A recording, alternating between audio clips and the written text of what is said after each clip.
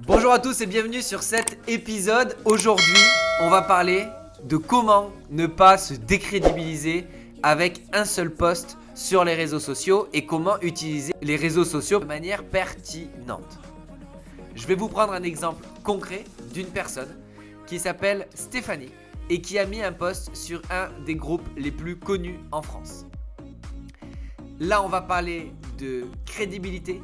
On va parler d'action marketing et de communication et surtout les erreurs à ne pas faire que cette personne a faites qui est la plus catastrophique à faire, d'autant plus son domaine d'activité. Je vais bien évidemment vous lire le passage en détail pour que vous puissiez en prendre considération.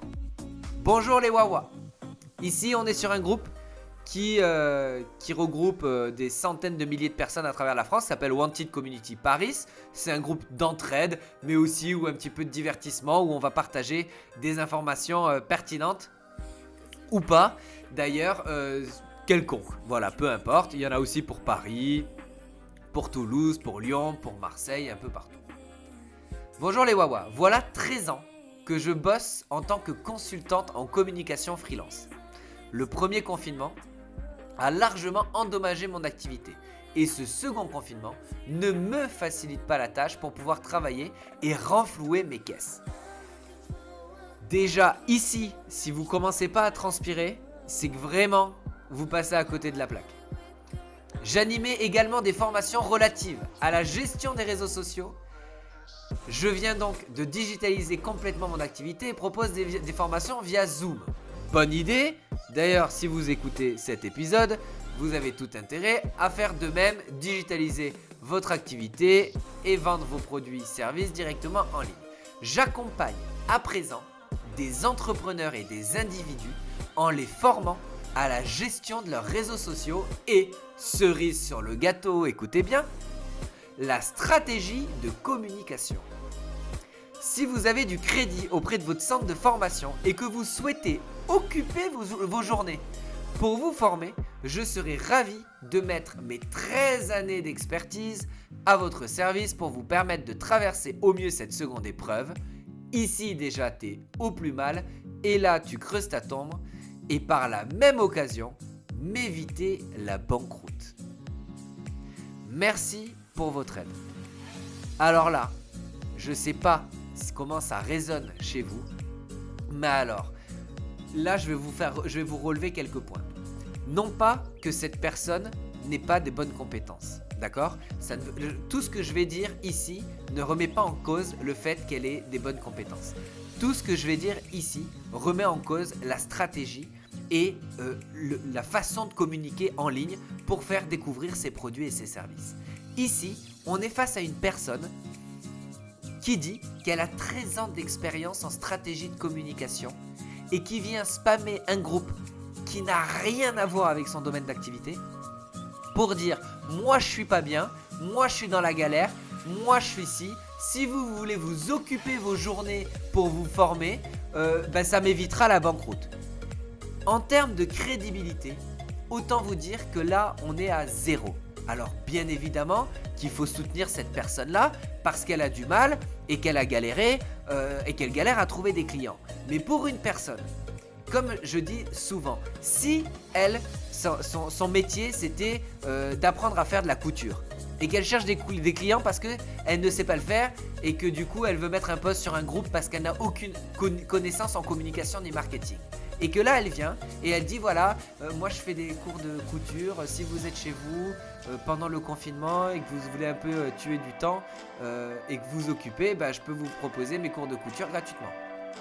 Génial, la meuf elle connaît rien aux réseaux sociaux, elle connaît rien à la communication, au marketing, l'acquisition de trafic, l'acquisition de clients, elle est excusée, pas de problème.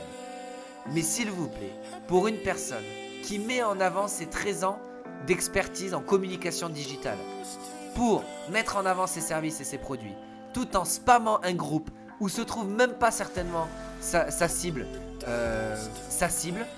qui se décrédibilise au plus haut point, c'est tout à fait triste, d'accord ? Donc là la leçon du jour c'est ne faites pas ça.